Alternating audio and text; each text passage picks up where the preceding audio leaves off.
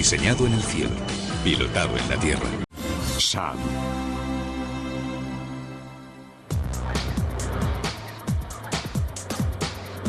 Hoy en día, Saab es una de las marcas más reconocidas del mundo. Sus coches deportivos, elegantes y lujosos, se han convertido en un clásico moderno. Saab ha creado una línea característica de descapotables, berlinas, coupés, coches familiares e incluso un todoterreno. En todos ellos se observa una cierta falta de ostentación escandinava, pero son coches muy ágiles que se encuentran a gusto en cualquier parte. La historia de Saab comienza cuando el mundo se preparaba para la guerra. A mediados de los años 30, la guerra en Europa parecía inevitable. Adolf Hitler estaba rearmando a Alemania y Benito Mussolini estaba militarizando Italia. Había que prepararse para lo peor. Aunque durante la Segunda Guerra Mundial Suecia mantuvo una política de neutralidad, su primer ministro Per Albin Hansson se aseguró de que el país estuviese listo para defender sus fronteras. Sin embargo, para ello tenía que mantener un precario equilibrio entre el Reich alemán que había rodeado el país y los aliados. Hansson sabía que Suecia tendría que fabricar sus propias armas con las que respaldar su neutralidad en la guerra, y pidió a Volvo que fabricase tanques y camiones. Después, en mayo de 1937, el gobierno sueco creó la Svenska Aeroplan Aktiebolaget, o Saab, para fabricar aviones de guerra. Sus primeros aviones se inspiraron en los Junkers alemanes. La Saab construyó esos aviones bajo licencia mientras desarrollaba sus propios proyectos originales. El Saab 17 fue el primer avión diseñado y fabricado por Saab. Emprendió su vuelo inaugural en mayo de 1940. Era un avión versátil diseñado para funcionar como caza, bombardero y avión de reconocimiento. Permaneció en uso hasta los años 50. Los ingenieros de Saab aprendían con rapidez y en 1942 estuvieron listos para lanzar un nuevo bombardero de ataque hecho completamente de acero, el Saab 18. Una versión mejorada, el B-18, fue el bombardero bimotor más rápido del mundo que alcanzaba una velocidad máxima de 566 km por hora. Los aviones Saab continuaron mejorando. En 1945 se había diseñado un caza de combate letal de una sola plaza armado con un cañón y ametralladoras. Este avión de hélice que llevaba el motor en la parte de atrás resultó la base ideal para fabricar el primer jet de la empresa, el 21A, que en 1947 se convirtió en el caza 21B.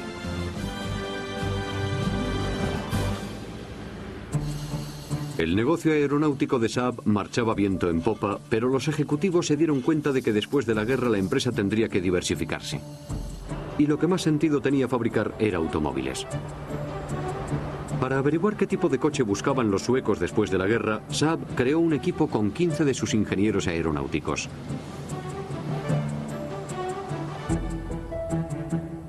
Sixten Sasson, un delineante, recibió el encargo de diseñar la forma del coche y Gunnar Lindström se ocupó de dirigir el equipo. En abril de 1946 se comenzó a trabajar en el primer prototipo, el Saab 92001. El resultado fue un coche que no se parecía a ningún otro. El diseño de inspiración aeronáutica de Sasson resultaba inconfundible. El primer y futurista prototipo estuvo listo para lanzarse en 1946. Su estructura aerodinámica ofrecía un coeficiente muy bajo de resistencia al aire. La carrocería de aluminio soldado parecía un solo cuerpo desde el parabrisas hasta el parachoques de atrás. Era un coche esbelto y poco común, con tracción delantera y motor de 2 tiempos. Esta característica exigía que la gasolina se mezclase con aceite y supuso un lastre para su desarrollo posterior. Sin embargo, por el momento, el país aguardaba con ansiedad a que saliera de la fábrica el primer Saab. Tras perforar un agujero en el techo de la fábrica para poder instalar la estructura de la prensa de estampado, la producción del Saab 92 se inició en diciembre de 1949. La gente acudió en masa a ver el nuevo coche cuando llegó a los concesionarios. La empresa estimó que podría vender entre 15.000 y 35.000 unidades al año, pero el primer año solo pudo fabricar 1.200. Como la empresa había adquirido a buen precio un excedente de pintura verde caqui del ejército, los primeros coches fueron todos verdes. Saab empezó a vender coches en Suecia y a exportarlos a los países escandinavos vecinos. Así se obtuvieron divisas muy necesarias para importar la materia prima y el equipo pertinente. Su motor de 2 tiempos era más ligero, más sencillo y más barato de fabricar. Los motores de 2 tiempos también tienen la ventaja de poder albergar el doble de potencia en el mismo espacio, porque genera el doble de movimientos por revolución de los pistones.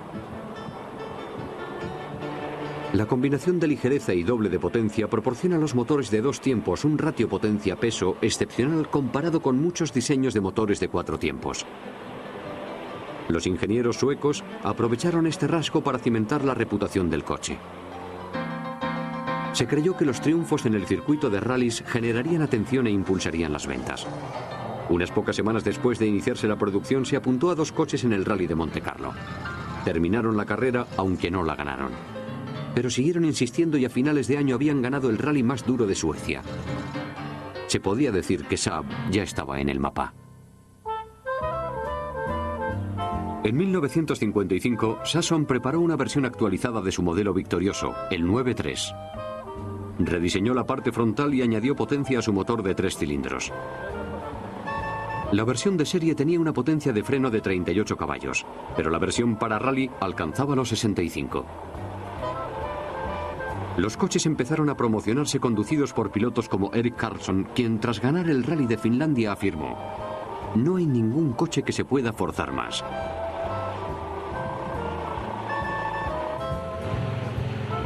No todo el mundo quería competir.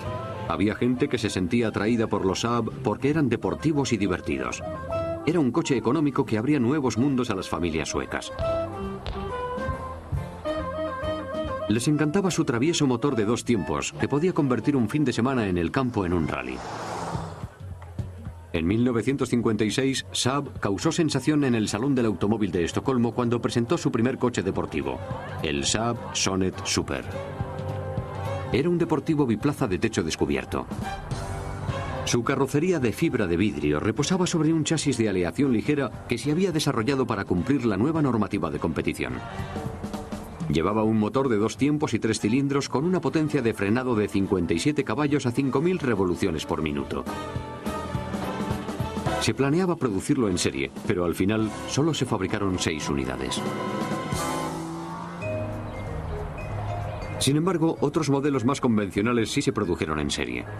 El primer coche familiar de Saab, el 9.5, se presentó en 1959. Sixten Sasson diseñó un vehículo esbelto con una cantidad increíble de espacio interior.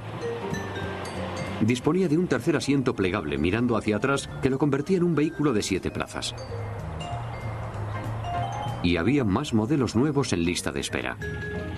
En 1960, Saab presentó el 9.6, que era un poco más grande y más redondeado. El 9.6 tenía sistema de ventilación y un motor más potente. Fue el coche de mayor éxito de la empresa y se produjo a lo largo de toda la década de los 60. La producción anual se incrementó de 30.000 a 50.000 unidades. Ljungström invitó a los ingenieros a encontrar un sustituto al motor de 4 tiempos. El de 2 tiempos tenía limitaciones muy serias. Se pusieron a trabajar para diseñar y fabricar un nuevo motor. Los clientes se quedaban impresionados por la calidad de la fabricación y la ingeniería de estos coches. Eran coches sólidos y resistentes, fabricados para durar. Pero la experiencia había demostrado que el motor de 2 tiempos no duraba tanto como el de 4. Se hizo patente que la falta de un sistema de lubricación específico desgastaba mucho más deprisa las piezas del motor de 2 tiempos. Y el aceite hacía que los motores echasen humo. Cuando se desgastaban, expulsaban grandes nubes de humo aceitoso. Además, el aceite sin quemar goteaba por el tubo de escape. Ljungström sabía que las desventajas del motor de 2 tiempos eran insuperables. La empresa siguió capitalizando la mayor virtud de los motores de dos tiempos, su excelente ratio peso-potencia. Y mientras los ingenieros diseñaban un sustituto, los Saab seguían compitiendo en rallies. Para la empresa fue una época de grandes victorias en el mundo del rally. Saab obtuvo renombre internacional y el piloto Eric Carlson se convirtió en el héroe de la empresa. Sus 3 victorias consecutivas y sin precedentes en el rally del Real Automóvil Club Británico en 1960, 61 y 62 se combinaron con otros 2 triunfos consecutivos en el Rally de Montecarlo en 1962 y 63. Carlson era un competidor formidable que mantuvo a Saab en los titulares de todos los medios. Sus hazañas en las carreras parecían tan fáciles y recibían tanta atención en Suecia que a Ljungström le costó convencer a la Junta para que aprobase el proyecto de motor de 4 tiempos que estaba desarrollando. Al final, la Junta cedió a su persuasión y firmó el final del motor de 2 tiempos.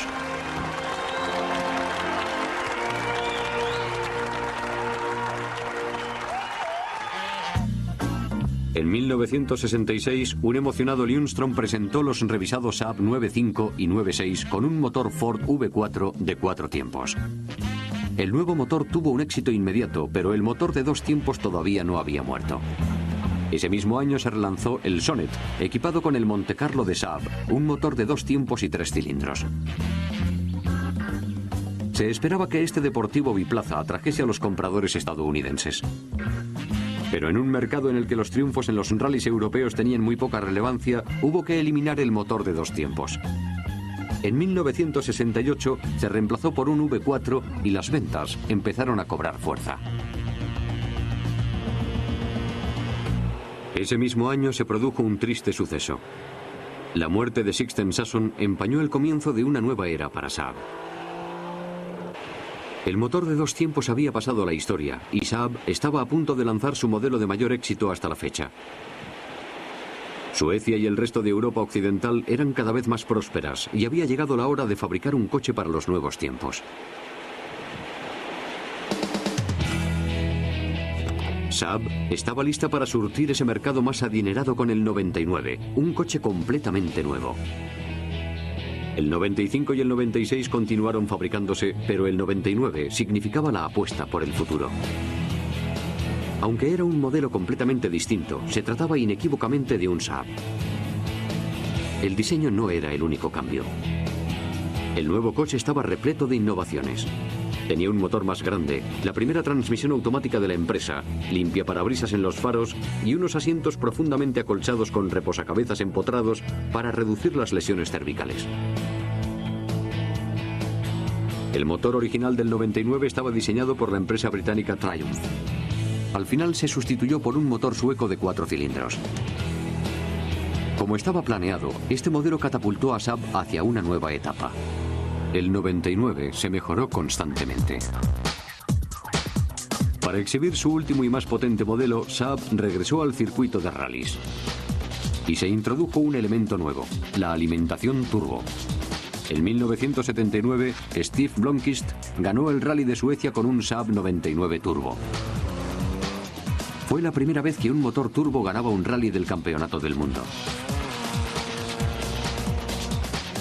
El Saab Turbo se convirtió en un objeto de culto.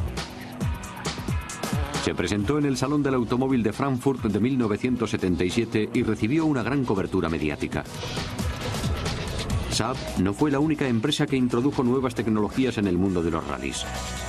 Pronto resultó sobrepasada por competidores más acaudalados y tuvo que retirarse de las carreras.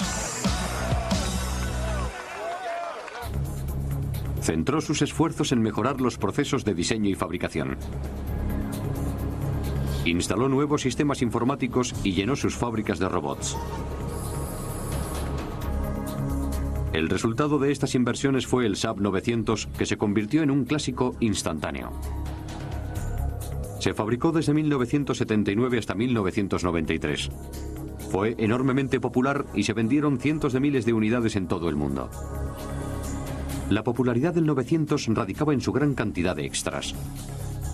Tenía suspensión independiente, amortiguadores de anillo y frenos de disco en las 4 ruedas. Llevaba paragolpes autorregenerables. asientos con calefacción, lavafaros, sistema de frenado antiblocaje y un revolucionario filtro de aire en el sistema de ventilación ideal para la gente con alergias. Además, por supuesto, de motor turbo opcional. La versión Cabriolet tuvo un éxito inmediato cuando se lanzó en 1986. El primer año se vendieron más de 27.000 unidades. El 900 cumplía todo lo que prometía. Iba dirigido al mercado de semilujo, pero Saab estaba lista para apuntar todavía más alto. Estaba buscando un diseño nuevo destinado a cautivar a un comprador más interesado en el estilo. El Saab EV1, un prototipo experimental diseñado en 1985, sirvió de vehículo de pruebas para un coupé deportivo más avanzado. Estaba fabricado con nuevos materiales que los ingenieros de Saab querían probar, como los plásticos reforzados de fibra de carbono. El sistema de ventilación empleaba células solares en el techo para mantener el coche fresco mientras estaba aparcado al sol. Su motor turbo de 16 válvulas y 285 caballos de potencia le proporcionaba un rendimiento impresionante. Pero era solo un prototipo y Saab necesitaba un modelo para el mundo real. Contrató a la legendaria empresa italiana Giorgetto Giugiaro para diseñar su primer modelo para el mercado de coches más grandes, el 9000. Con el 9000, los ingenieros de Saab trataron de alcanzar el más alto nivel de rendimiento, conducción, comodidad, seguridad y diseño.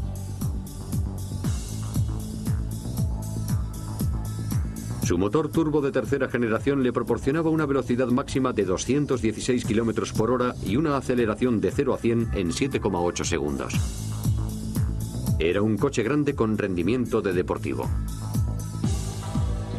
En 1988, Saab fabricó su primer coche de 4 puertas, el 9000 CD. Era un coche destinado a familias y ejecutivos. Los nuevos e innovadores modelos resultaban cada vez más caros de diseñar, fabricar y promocionar. A finales de los años 80 se inauguró una etapa de fusiones corporativas y los ejecutivos de Saab se dieron cuenta de que la empresa necesitaba ayuda para sobrevivir. No eran los únicos.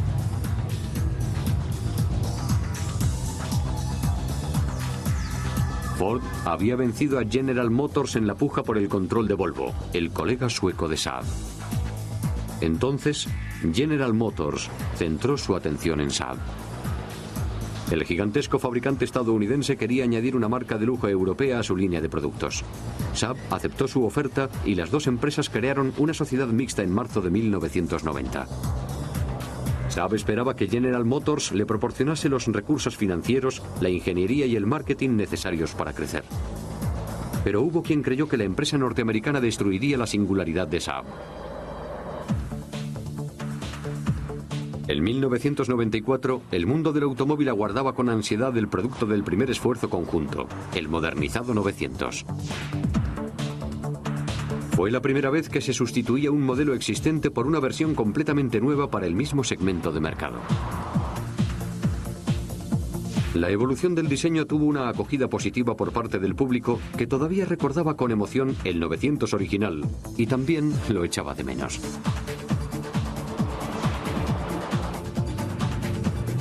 En 1994 se presentó una versión actualizada del Cabriolet 900 en el Salón del Automóvil de Detroit. Como el resto de la serie 900, se ofrecía con un nuevo motor turbo de 2 litros. El 900 también iba equipado con el primer motor V6 disponible en un Saab.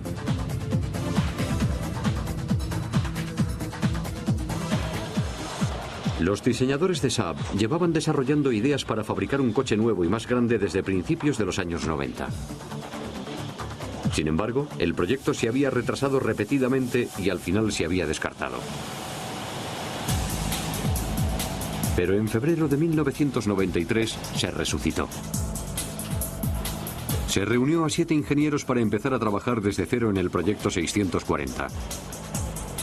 Cada uno de ellos tenía que diseñar una maqueta entre las cuales se seleccionaría el nuevo coche. El modelo pasó del ordenador a la fábrica en menos de 3 años. El 9.5 reintrodujo rasgos típicos de los Saab como el capó en forma de concha, la ignición montada en el suelo o la cerradura de contacto para la marcha atrás de los que carecía su predecesor, el Saab 9000. El nuevo 9.5 conservaba elementos existentes de los Saab como su especial preocupación por la seguridad, el pilar C curvado y el diseño ergonómico general, sobre todo en lo relativo al conductor. Saab se había propuesto superar sus ya elevados niveles de seguridad y fabricar el coche más seguro hasta la fecha.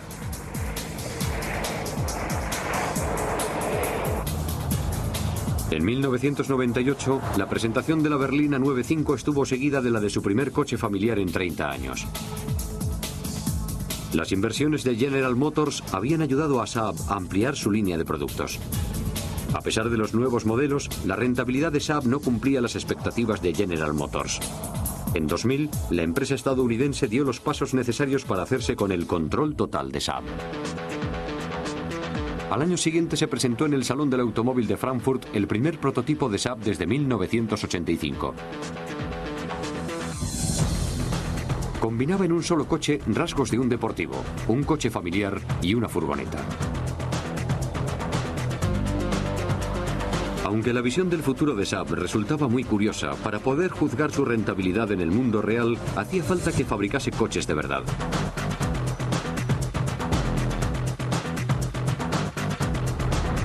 No hubo que esperar mucho tiempo. En 2003 la empresa lanzó un modelo para rivalizar con Mercedes, Audi y BMW, la berlina deportiva 9.3. Era un coche de alto nivel, deportivo y divertido de conducir, dirigido a un comprador más joven de entre 35 y 45 años.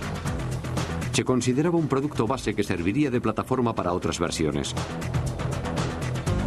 Estaba diseñado para crear una sensación de movimiento aunque estuviese parado.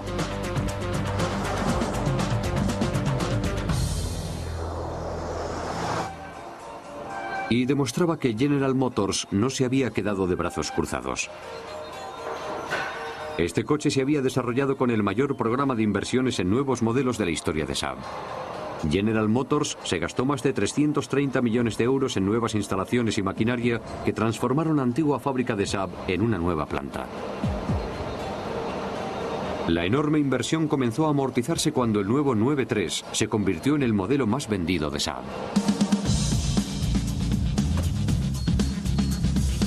Los compradores decían que les gustaba su nuevo diseño, su rendimiento y lo divertido que resultaba de conducir. Y tampoco debía disgustarles el centro de información y entretenimiento de 300 vatios con radio, lector de CD y 13 altavoces. Además iba equipado de teléfonos con tecnología Bluetooth de reconocimiento de voz, mensajes de texto y navegación GPS. Pero todavía faltaba algo. Un cabriolet descapotable. Saab cubrió este vacío en su línea de productos con el nuevo 9.3 de techo descubierto, que estaba disponible en gris acero y un vívido amarillo lima. Era un coche heredero de su pasado, un claro descendiente del 900 Turbo que se había presentado en el Salón del Automóvil de Frankfurt de 1983. Saab es una empresa que cuida de su herencia. Permanece fiel a una historia de pasión al volante a través de la fabricación de coches singulares de clásico diseño escandinavo. Ya se conduzcan en competiciones o en escapadas de fin de semana, el código genético aeronáutico de los Saab hace que parezcan coches que están siempre a punto de despegar.